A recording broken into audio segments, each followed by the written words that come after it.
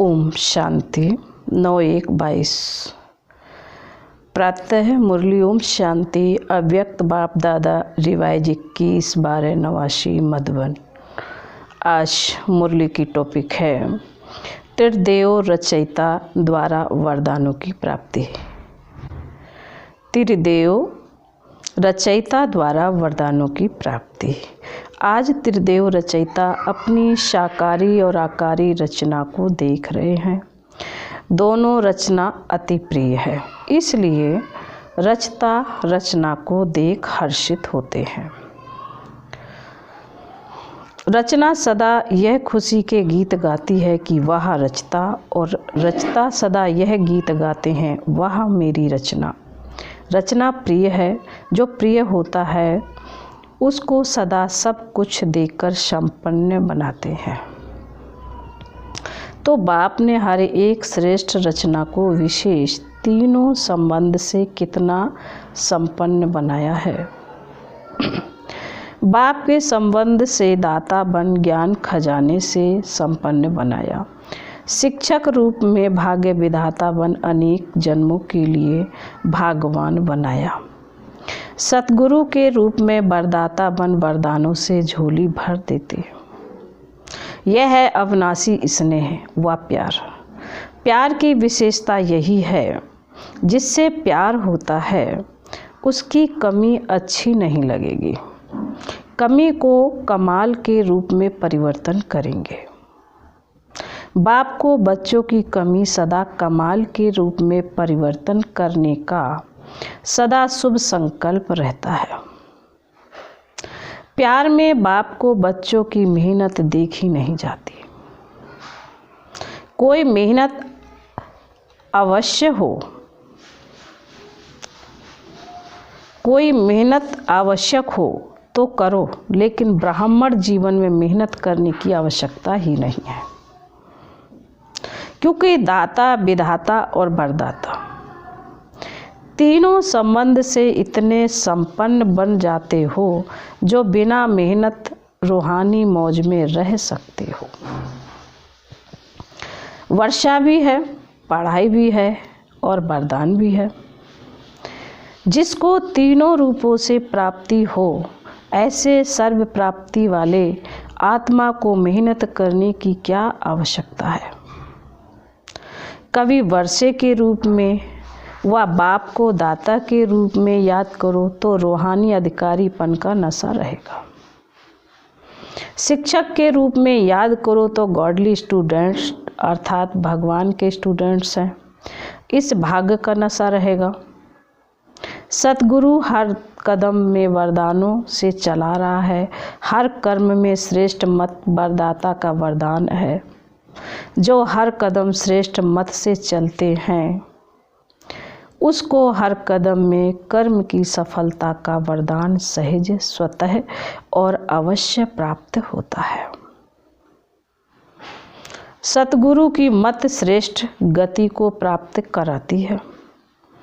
गति सदगति को प्राप्त कराती है। श्रेष्ठ मत और श्रेष्ठ गति अपने स्वीट होम अर्थात गति और स्वीट राज अर्थात सदगति, इसको तो प्राप्त करते ही हो, लेकिन ब्राह्मण आत्माओं को और विशेष गति प्राप्त होती है। वह है इस समय भी श्रेष्ठ मत के श्रेष्ठ कर्म का प्रत्यक्ष फल अर्थात सफलता। यह श्रेष्ठ गति सिर्फ संगम युग पर ही आप ब्राह्मणों को प्राप्त है। इसलिए कहते हैं जैसी मति वैसी गति। वो लोग तो समझते हैं मरने के बाद गति मिलेगी, इसलिए अंतमति सो गति कहते हैं। लेकिन आप ब्राह्मण आत्माओं के लिए इस अंतिम मरजीवा जन्म में हर कर्म की सफलता का फल अर्थात गति प्राप्त होने का वरदान मिला हुआ है। वर्तमान और भविष्य सदा गति सदगति है ही। भविष्य की इंतजार में नहीं रहते हो। संगम युग की प्राप्ति का यही महत्व है। अभी अभी कर्म करो और अभी अभी प्राप्ति का अधिकार लो। इसको कहते हैं एक हाथ से दो, दूसरे हाथ से लो। कभी मिल जाएगा वह भविष्य में मिल जाएगा, यह दिलासे का सौदा नहीं है। तुरंत दान महापुण्य ऐसी प्राप्ति है, इसको कहते हैं झटपट का सौदा। भक्ति में इंतजार करते रहो, मिल जाएगा मिल जाएगा। भक्ति में है कभी और बाप कहते हैं अभी लो। आदि स्थापना में भी आपकी प्रसिद्धता थी कि यहाँ साक्षात्कार झटपट होता है और होता भी था। तो आदि से झटपट का सौदा हुआ। इसको कहते हैं रचता का रचना से सच्चा प्यार। सारे कल्प में ऐसा प्यार कोई हो नहीं सकता। कितने भी नामी ग्रामी प्यारे हो, लेकिन यह है अविनाशी प्यार और अविनाशी प्राप्ति। तो ऐसा प्यारा कोई हो नहीं सकता। इसलिए बाप को बच्चों की मेहनत पर रहम आता है। वरदानी सदा वर्षे के अधिकारी कभी मेहनत नहीं कर सकते। भाग्य विधाता शिक्षक के भाग्यवान बच्चे सदा पास विद ऑनर होते हैं, ना फेल होते हैं, ना कोई व्यर्थ बात की फील करते हैं। मेहनत करने के कारण दो ही हैं, या तो माया के विघ्नों से फेल हो, या तो माया के विघ्नों से फेल हो जाते। वह संबंध संपर्क में, चाहे ब्राह्मणों के चाहे अज्ञानियों के, दोनों संबंध में कर्म में आते छोटी सी बात में व्यर्थ फील कर देते हैं, जिसको आप लोग फ्लू की बीमारी कहते हो। फ्लू क्या करता है? एक तो शेकिंग यानी हलचल होती है, उसमें शरीर हिलता है और यह आत्मा की स्थिति हिलती है। मन हिलता है और मुख कड़वा हो जाता है। यहाँ भी मुख से कड़वे बोल बोलने लग पड़ते हैं और क्या होता है, कभी सर्दी कभी गर्मी चढ़ जाती है। यहाँ भी जब फीलिंग आती है तो अंदर जोश आता है, गर्मी चढ़ती है। इसने यह क्यों कहा, यह क्यों किया, यह जोश है, अनुभवी तो हो ना। और क्या होता है, खाना पीना कुछ अच्छा नहीं लगता है। यहाँ भी कोई अच्छी ज्ञान की बात भी सुनाएंगे तो भी उनको अच्छी नहीं लगेगी। आखिर रिजल्ट क्या होती है, कमजोरी आ जाती है। यहाँ भी कुछ समय तक कमजोरी चलती है, इसलिए ना फेल हो ना फील करो। बाप दादा श्रेष्ठ मत देते हैं, शुद्ध फीलिंग रहे, मैं सर्वश्रेष्ठ अर्थात कोटों में कोई आत्मा हूँ। मैं देव आत्मा, महान आत्मा, ब्राह्मण आत्मा, विशेष पाठधारी आत्मा हूँ। इस फीलिंग में रहने वाले को व्यर्थ फीलिंग का फ्लू नहीं होगा। इस शुद्ध फीलिंग में रहो। जहाँ शुद्ध फीलिंग होगी वहाँ अशुद्ध फीलिंग नहीं हो सकती। तो फ्लू की बीमारी से अर्थात मेहनत से बच जाएंगे और सदा स्वयं को ऐसा अनुभव करेंगे कि हम वरदानों से पल रहे हैं, वरदानों से आगे उड़ रहे हैं, वरदानों से सेवा में सफलता पा रहे हैं। मेहनत अच्छी लगती है, वह मेहनत की आदत पक्की हो गई है। मेहनत अच्छी लगती है, वह मौज में रहना अच्छा लगता है। कोई कोई को मेहनत के काम बगैर और कोई काम अच्छा नहीं लगता। उनको कुर्सी पर आराम से बिठाएंगे तो भी कहेंगे हमको मेहनत का काम दो। यह तो आत्मा की मेहनत है और आत्मा 63 जन्म मेहनत कर थक गई है। 63 जन्म ढूंढते रहे ना, किसको किसको ढूंढने में मेहनत लगती है। तो थके हुए पहले ही हो। 63 जन्म मेहनत कर चुके हो, अब एक जन्म तो मौज में रहो। 21 जन्म तो भविष्य की बात है, लेकिन यह एक जन्म विशेष है। मेहनत और मौज दोनों का अनुभव कर सकते हो। भविष्य में तो वहाँ यह सब बातें भूल जाएंगी। मज़ा तो अभी है। दूसरे मेहनत कर रहे हैं, आप मौज में हो। अच्छा, टीचर्स ने भक्ति की है। कितनी जन्म भक्ति की? इस जन्म तो नहीं की है ना। आपकी भक्ति पहले जन्म में पूरी हो गई। कब से फिर भक्ति शुरू की? किसके साथ शुरू की? ब्रह्मा बाप के साथ साथ आपने भी भक्ति की है। कौन से मंदिर की? तो भक्ति की भी आदि आत्माएं हो और ज्ञान मार्ग की भी आदि आत्माएं हो। आदि की भक्ति में अभ्याचारी भक्ति होने के कारण भक्ति का आनंद सुख उस समय के प्रमाण कम नहीं हुआ। वह सुख और आनंद भी उस अपने स्थान पर श्रेष्ठ रहा। भक्तमाला में आप हो। जब भक्ति आपने शुरू की तो भक्तमाला में नहीं हो। डबल फॉरनर्स भक्तमाला में थे। भक्त बने या भक्तमाला में थे, अभी सब सोच रहे हैं कि हम थे वा नहीं थे। विजय माला में भी थे, भक्तमाला में भी थे। पुजारी तो बने लेकिन भक्तमाला में थे। भक्तमाला अलग है। आप तो ज्ञानी सो भक्त बने। वह है ही भक्त। तो भक्तमाला और ज्ञानियों की माला में अंतर है। ज्ञानियों की माला है विजय माला, और जो सिर्फ भक्त हैं, ऐसा नौधा भक्त जो भक्ति के बिना और बात सुनना ही नहीं चाहते। बाबा कहते ऐसे नौधा भक्त जो भक्ति के बिना और बात सुनना ही नहीं चाहते, भक्त को ही श्रेष्ठ समझते हैं। तो भक्त माला अलग है, ज्ञान माला अलग है। भक्ति जरूर की, लेकिन भक्त माला में नहीं कहेंगे, क्योंकि भक्ति का पार्ट बजाने के बाद आप सबको ज्ञान में आना है। वह नौधा भक्ति है और आप नौधा ज्ञानी हो। आत्मा में संस्कारों का अंतर है। भक्त माना सदा मंगता के संस्कार होंगे।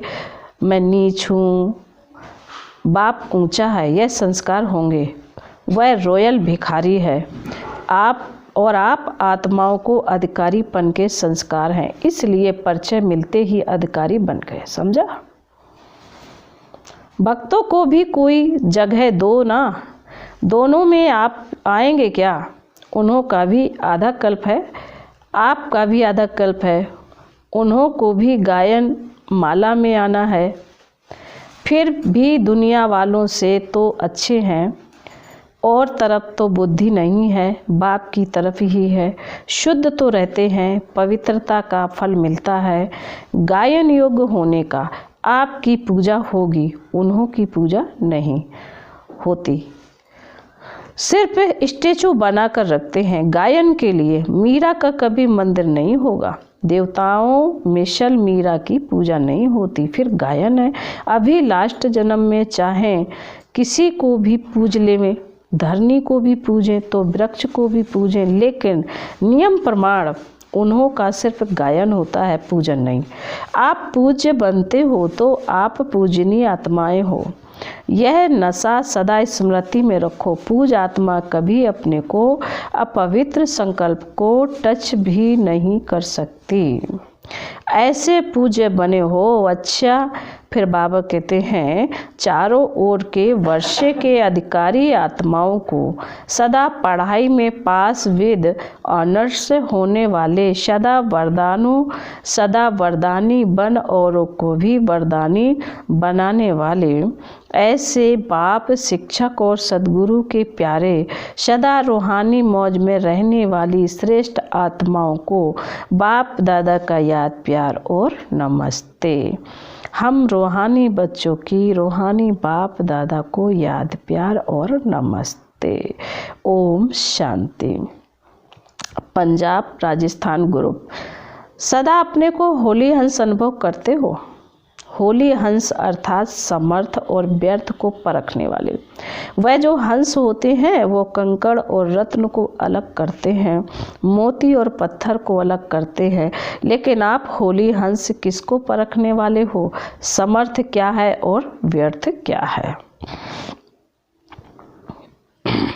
शुद्ध क्या है और अशुद्ध क्या है? जैसे हंस कभी कंकड़ को चुग नहीं सकता, अलग करके रख देगा, छोड़ देगा, ग्रहण नहीं करेगा, ऐसे आप होली हंस व्यर्थ को छोड़ देते हो और समर्थ संकल्प को धारण करते हो। अगर व्यर्थ आ भी जाए तो धारण नहीं करेंगे। व्यर्थ को अगर धारण किया तो होली हंस नहीं कहेंगे, वह तो बगुला धारण करता है। व्यर्थ तो बहुत सुना, बोला, किया, लेकिन आपका उसका परिणाम क्या हुआ? बाबा कहते हैं व्यर्थ बहुत बोला, सुना, किया, लेकिन उसका परिणाम क्या हुआ? गवाया, सब कुछ गवा दिया ना। तन भी गवा दिया। देवताओं के तन देखो और अभी के तन देखो, क्या है, कितना अंतर है। जवान से भी वे अच्छे हैं। तो तन भी गवाया, मन का सुख शांति भी गवाया और धन भी गवाया।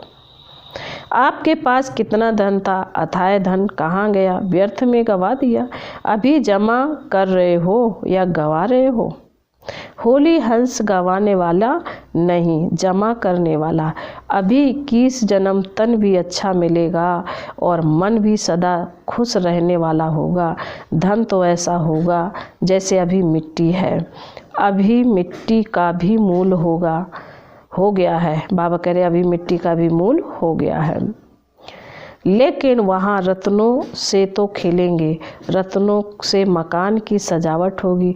तो कितना जमा कर रहे हो? जिसके पास जमा होता है उसको खुशी होती है, अगर जमा नहीं होता तो दिल छोटी होती है, जमा होता है तो दिल बड़ी होती है। अभी कितनी बड़ी दिल हो गई है, तो दिल बड़ी होती है। अभी कितनी बड़ी दिल हो गई है, तो हर कदम में जमा का खाता बढ़ता जाता है। या कभी कभी जमा करते हो? अपना चार्ट अच्छी तरह से देखा है? ऐसे समय पर भी कभी कभी व्यर्थ तो नहीं चलता है। अभी तो समय की वैल्यू का पता पड़ गया है ना। संगम का 1 सेकंड कितना बड़ा है, कहने में तो आएगा 1-2 सेकंड ही तो गया है, लेकिन 1 सेकंड कितना बड़ा है, यह याद रहे तो 1 सेकंड भी नहीं गवाएंगे। सेकंड गवाना माना 1 वर्ष गवाना। संगम के 1 सेकंड का इतना महत्व है तो जमा करने वाले गवाने वाले नहीं, क्योंकि या तो होगा गवाना या होगा कमाना। सारे कल्प में कमाई करने का समय अभी है। तो होली हंस अर्थात स्वप्न में भी संकल्प में भी कभी व्यर्थ गवाएंगे नहीं। होली अर्थात सदा पवित्रता की शक्ति से अपवित्रता को सेकंड में भगाने वाले। न केवल अपने लिए बल्कि औरों के लिए भी, क्योंकि सारे विश्व को परिवर्तन करना है ना। पवित्रता की शक्ति कितनी महान है यह तो जानते हो ना। पवित्रता ऐसी अग्नि है जो सेकंड में विश्व के कचड़े को भस्म करती है। संपूर्ण पवित्रता ऐसी श्रेष्ठ शक्ति है। अंत में जब सब संपूर्ण हो जाएंगे तो आपके श्रेष्ठ संकल्प में लगन की अग्नि से यह सब किचड़ा भस्म हो जाएगा। योग ज्वाला हो। अंत में ऐसे धीरे धीरे सेवा नहीं होगी, सोचा और हुआ। इसको कहते हैं विहंग मार्ग की सेवा। अभी अपने में भर रहे हो, फिर कार्य में लगाएंगे। जैसे देवियों के यादगार में दिखाते हैं कि ज्वाला से असुरों को भस्म कर दिया। असुर नहीं लेकिन आसुरी शक्तियों को खत्म कर दिया। असुर नहीं लेकिन आसुरी शक्तियों को खत्म कर दिया। यह किस समय का यादगार है? अभी का है ना। तो ऐसे ज्वालामुखी बनो, आप नहीं बनेंगे तो कौन बनेगा। तो अभी ज्वालामुखी बन आसुरी संस्कार, आसुरी स्वभाव सब कुछ भस्म करो। अपने तो कर लिए हैं ना, या अपने भी कर रहे हो। अच्छा, पंजाब वाले निर्भय तो बन गए, डरने वाले तो नहीं है ना। ज्वालामुखी हो, डरना क्यों, मरे तो पड़े ही है, फिर डरना किससे। बाबा कह रहे मरे तो पड़े हो, फिर डरना किससे। और राजस्थान को राज्य अधिकार कभी भूलना नहीं चाहिए। राज्य भूल करके राजस्थान की रेती तो याद नहीं आ जाती। बाबा कहते हैं राज अधिकार कभी भूलना नहीं चाहिए। राज भूल करके राजस्थान की रेती तो याद नहीं आ जाती। वहाँ रेत बहुत होती है ना, तो सदा नए राज की स्मृति रहे। सभी निर्भय ज्वालामुखी वन प्रकृति और आत्माओं के अंदर जो तमोगुण है उसे भस्म करने वाले बनो। यह बहुत बड़ा काम है, स्पीड से करेंगे तब पूरा होगा। अभी तो व्यक्तियों को ही संदेश नहीं पहुंचा है, प्रकृति की तो बात ही पीछे है। तो स्पीड तेज करो, गली गली में सेंटर हो, क्योंकि सर्मक स्टांग्स प्रमाण एक गली से दूसरी गली में जा नहीं सकेंगे, एक दो को देख भी नहीं सकेंगे, तो घर घर में गली गली में हो जाएगा ना। बाबा कहते हैं अच्छा। फिर बाबा वरदान दे रहे हैं, चलन और चेहरे द्वारा पुरुषोत्तम स्थिति का साक्षात्कार कराने वाले ब्रह्मा बाप समान भव। जैसे ब्रह्मा बाप साधारण तन में होते भी सदा पुरुषोत्तम अनुभव होते थे। साधारण में पुरुषोत्तम की झलक देखी, ऐसे फॉलो फादर करो। कर्म भल साधारण हो लेकिन स्थिति महान हो। चाहे चेहरे पर श्रेष्ठ जीवन का प्रभाव हो। जैसे लौकिक रीति में कई बच्चों की चलन और चेहरा बाप समान होता है, ऐसे यहाँ चेहरे की बात नहीं। यहाँ चेहरे की बात नहीं, लेकिन चलन ही चित्र है। हर चलन से बाप का अनुभव हो। ब्रह्मा बाप समान पुरुषोत्तम स्थिति हो, तब कहेंगे बाप समान। आज का स्लोगन है, जो एक रस स्थिति के श्रेष्ठ आसन पर स्थित रहता है वही सच्चा तपस्वी है। लवलीन स्थिति का अनुभव करो। यह परमात्म प्यार आनंद में झूला है। इस सुखदाई झूले में सदा झूलते रहो। परमात्म प्यार में लवलीन रहो तो कभी कोई परिस्थिति व माया की हलचल आ नहीं सकती। ओम शांति।